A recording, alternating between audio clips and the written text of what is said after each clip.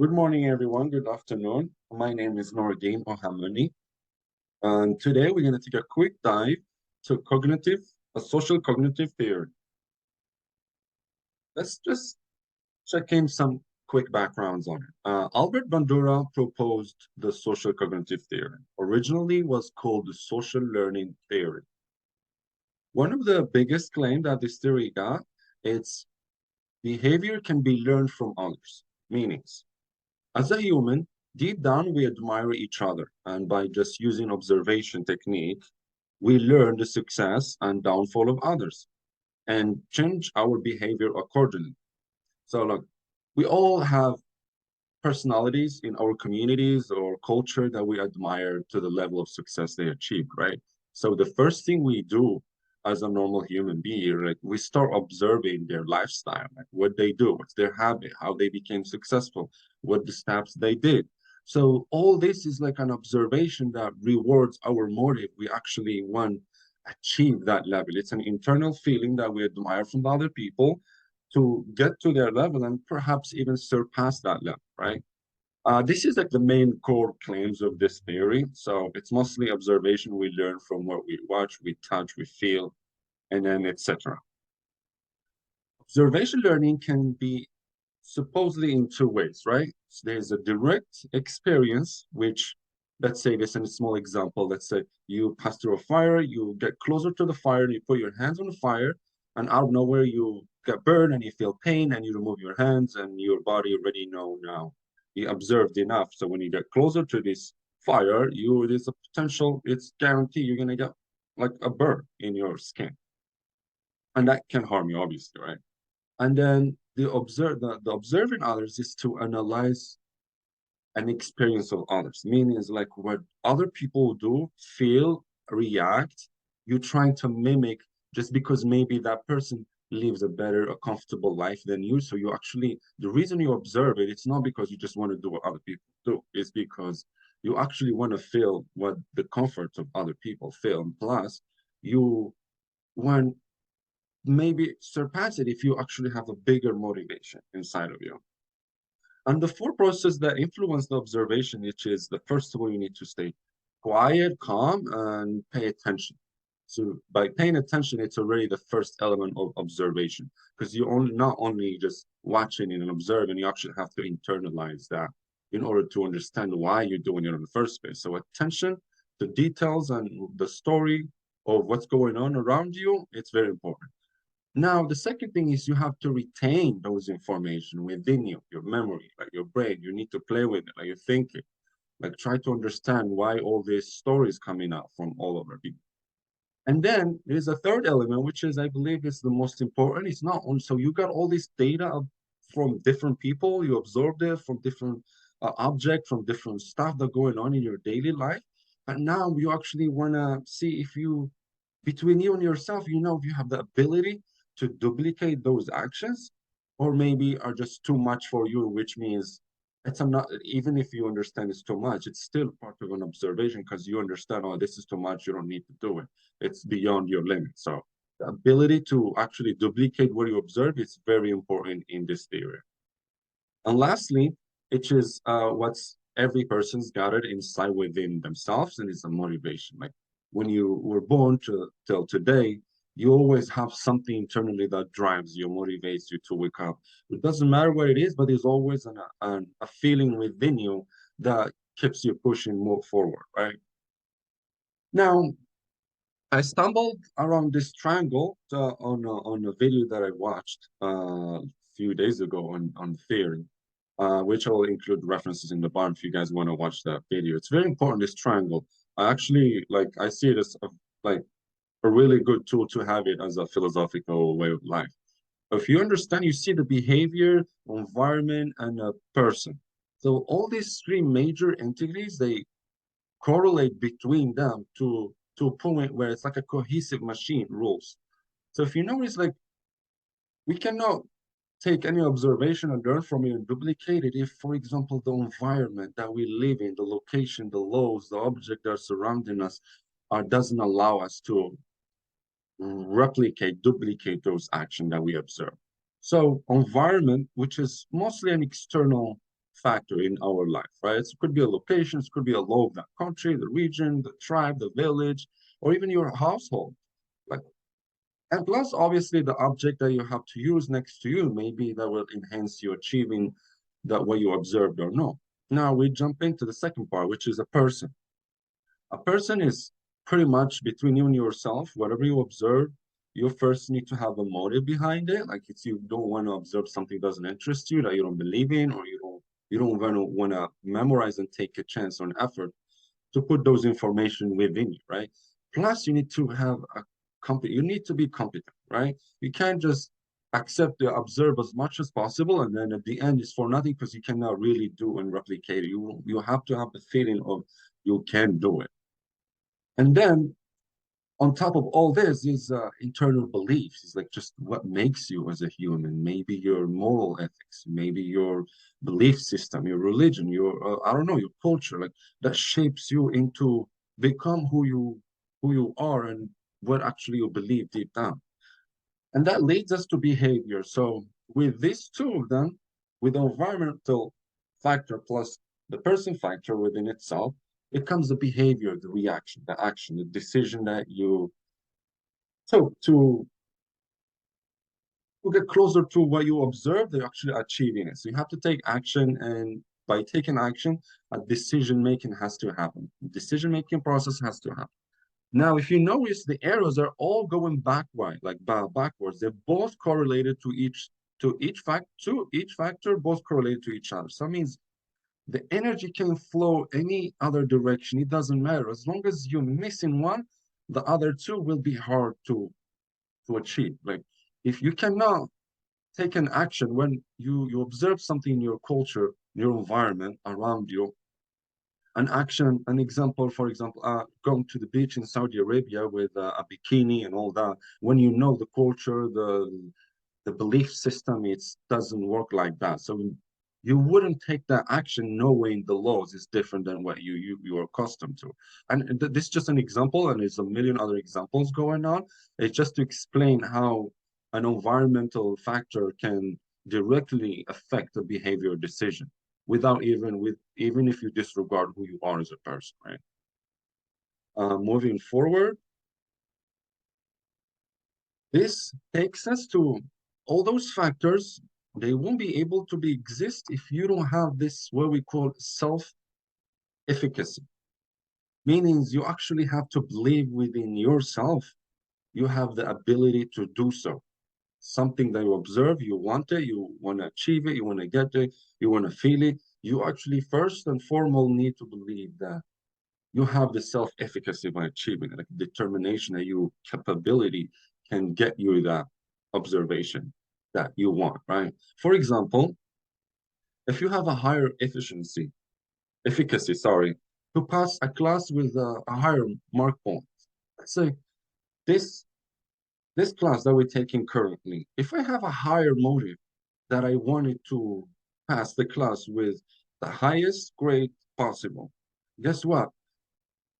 These internal feelings will more likely impacted my day-to-day action. My study level can go up.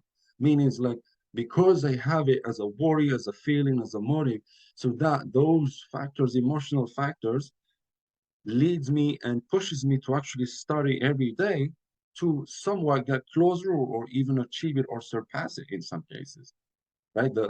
And get actually a high grade in this example. And let's just take a small case study exactly related to self-efficacy. It's made by Ismail and Nasser. I forgot the full name in 2017 in Malaysia. It took 60 students, 30 girls, 30 males from a sports and science university, and then measure their motive in getting a higher GPA. For that term, all that 60 people, they went through a certain questionnaire. They actually tried to determine as much as possible, like how much grade you actually deep down you want from that particular class, right? So they took all the measures, and rightly so, when the exam's being passed and then the grades been released. So all those who had the highest desire to achieve the class, in a higher grade, actually they achieved it. And then in this study case that you can see is plus 0.87 like success rate from one. It's closer to actually 100% in getting those grades from those people who wanted a high grade compared to the one who wanted to have a just less grades, which is obviously males are way the best of procrastination in general.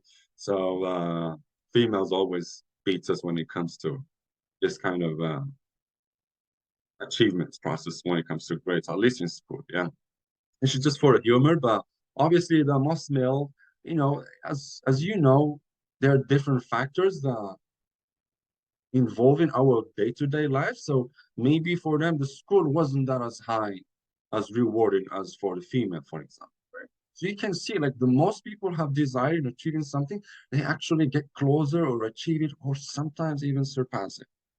This is just a case study. The references will be in the bottom. If you guys want to take a look at a full background study, there are multiple studies you can guys check in and understand if actually the motives is it's a biggest factor in achieving or just a motivation or I'm sorry, an observation. If I only need to observe something and then I guarantee to achieve it without putting in regards the emotional internal factor, then doesn't work like because you can tell the cognitive theory, it's not only you observing, you also need to feel it and then need to embody it, you need to have the ability to do it. Now, moving forward, we can also discuss a little bit of the limitation of the cognitive theory, which is very important here. Uh, yes, it's a small, profound theory that we can always use to increase our intelligence, our awareness, and understanding both of them, how we can achieve them, which is ultimately is our goals, right? We want to live good, happy with the best moral, ethical possible, and just achieving health, wealth, love, and happiness in general. This is actually every one of us. That's why we're striving to achieve it. Now, but we cannot explain also this theory why people with different desires are different from others. For example, you may have a desire to, how can I put it this way? You can have a desire from achieving a certain goal, right? But at the same time, you wanted that desire achieved because there is a benefit through it, right? A follow-up benefits that you actually get from it. And then this theory cannot actually explain why some people, when they do this, they observe, they embody, they follow up all this action that happen around us. But just some people are just so genuine. They do something because they wanted to do it regardless of the motives. So that this theory is kind of lacking why, for example, ethical morality that comes in play here. It's hard to understand why people are morally ethical and some people are extremely morally ethical, like they're extremely genuine from their heart with zero reward response to it, right? You don't need the reward process in order to do a certain action. But yet there's always these differences. So even though the theory it's simplifying how to grow and think and observe and do, but it's not the only, it's just one of many theories and strategies that you can use in your philosophical lifestyle to achieve something, right? Also, I mentioned earlier the rewarding system, right?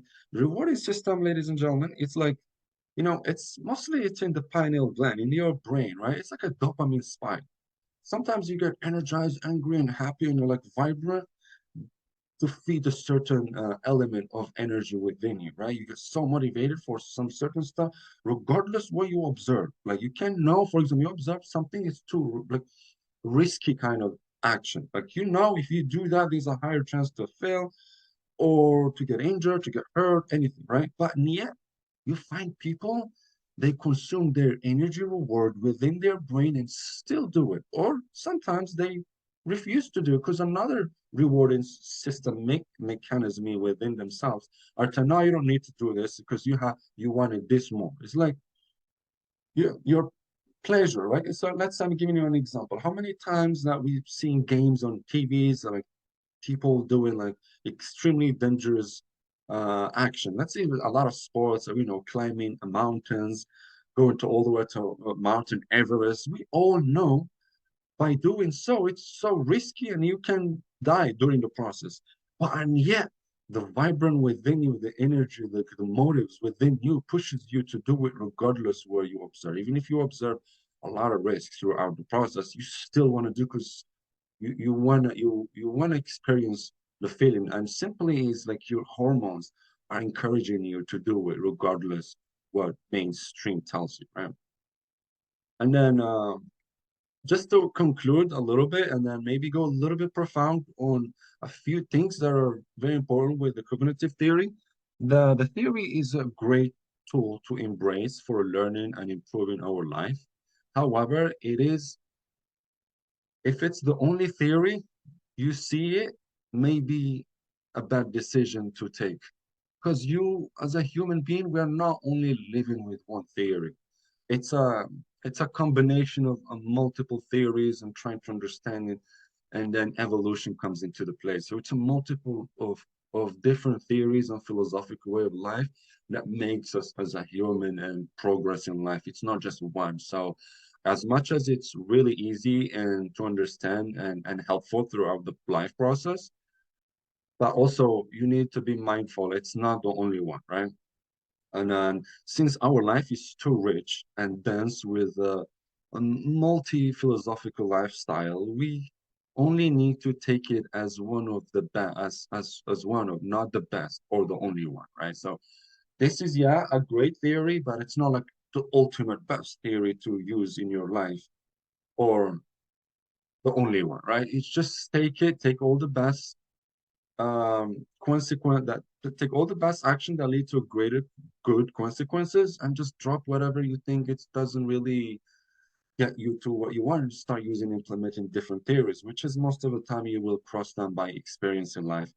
It's not just you just learn something and it's there for you forever. Yes, you can have it as an idea and this, but you actually need to see much more in life in order to conclude what style you want to live your life.